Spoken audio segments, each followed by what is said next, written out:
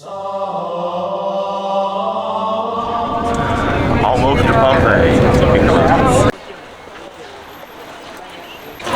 If you have a look, if you want to visit all the buildings in the museum, you need to spend here about 1 day, and it's not enough. It's really huge. During our tour, I'm going to show you the main attractions. We're going to visit just some of the buildings of the orange and purple district, so just the south part of the town. If you pay attention, if you look to the north part, where you can see the Roman number 5, 4 and 3, there is not so many indications because this part of Pompeii is still under the ash. 1/3 of the town is still under the ash. Right now they are excavating in this area, the region number 5. Also, have you already been to Colosseum? Probably you did, okay. Also here in Pompeii, if you pay attention, at the opposite side we have like a little Colosseum, amphitheater. This building was built 100 years before the Colosseum was. Still today, by the way, still used in the summertime for different concerts. In the past we had there Pink Floyd and Elton John doing the concerts here, and many others. We are not going there because from here it takes about 1 hour walking only to reach this building. So we are going to discover the old city center, alright? Now please, let's start to walk, alright?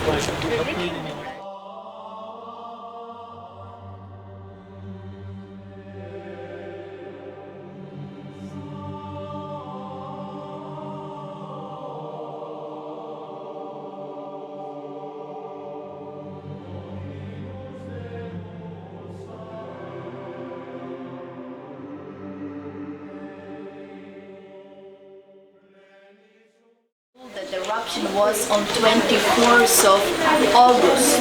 Maybe you heard about it in the summertime. But about 3-4 years ago, before pandemic time, the archaeologists, they discovered the carbonized walnuts, the carbonized figs.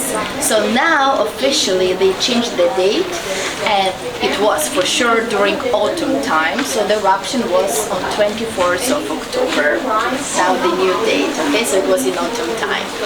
The findings, as you can see, of course, every time when you can see the roof and the buildings, the reconstruction, how do we know that these were the barracks of the gladiators?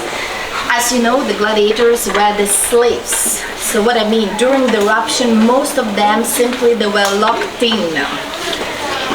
Unfortunately, and the archaeologists, they discovered quite a big number of the skeletons of the people inside of this little room, and the hamlets of the gladiators. That's how we know about that. In every room like this one, there were about 4 or 5 people. So you can see how it's quite a tiny space. There were the slaves, and I would like to pay attention at the highness of this door. They're pretty short.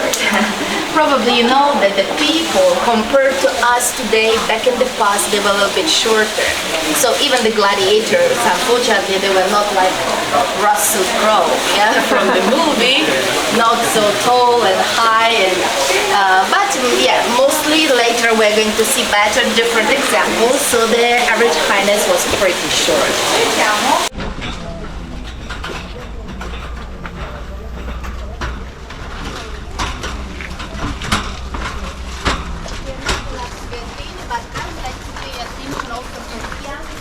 The original marble floor. So also from here we can understand how wealthy was the town of Pompeii. This smaller theater was used for the musical auditions, had a roof for the better acoustic.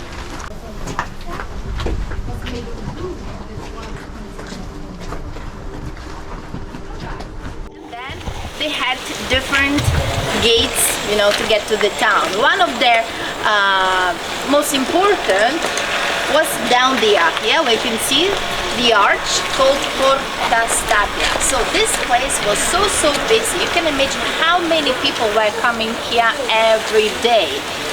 quite often with the carriages. Something amazing to show you, maybe you can already see in the town, because they built the aqueduct only like 100 years before the eruption was.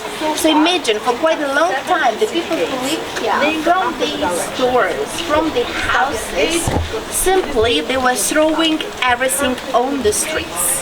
The garbage, the trash, everything. So you can imagine it was quite a dirty town.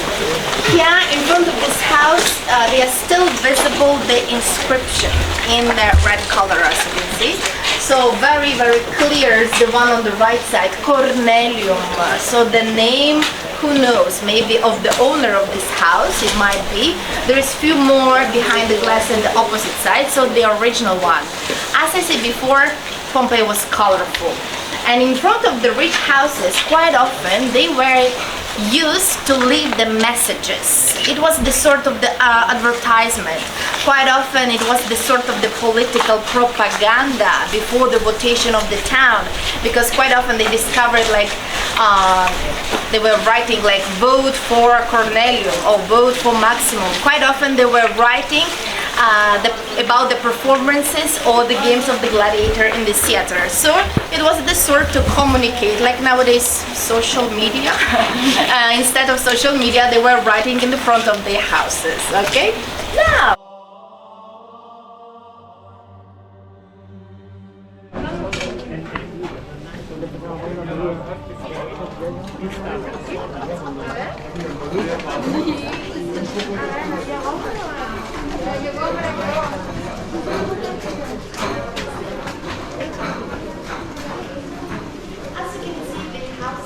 Without the windows, but instead of that, of course, this roof is the reconstruction, ladies and gentlemen.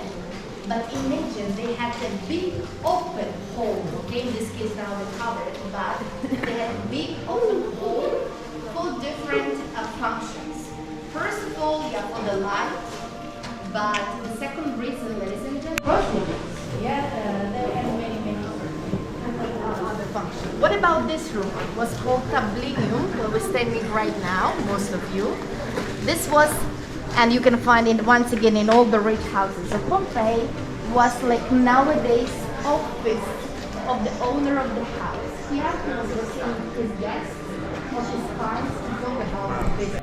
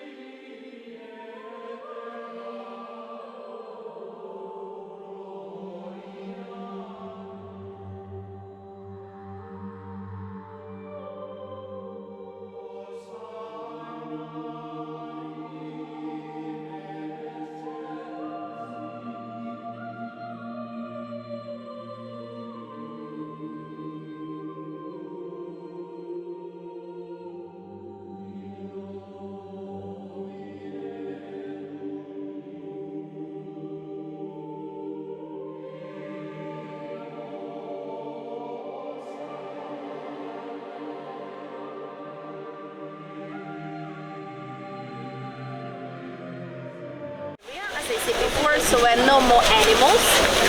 And this place, imagine, was full of these statues, bronze and marble statues. Look at all the altars all around this square. Now they're empty.